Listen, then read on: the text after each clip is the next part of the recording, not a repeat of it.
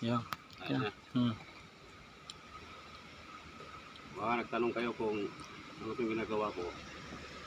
Ito yung anti-swords protection. Shockwave ng lightning arrestor. Lightning. Shock, para sa shockwave.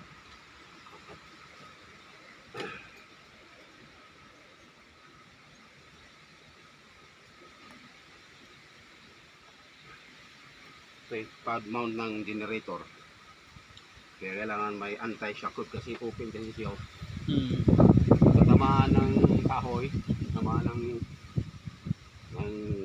lighting, hindi may pektuhan yung ano mo, generator.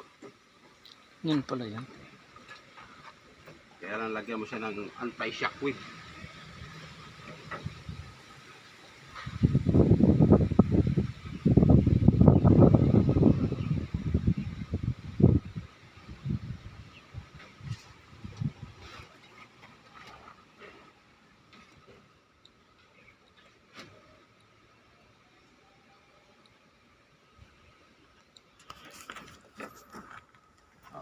Na.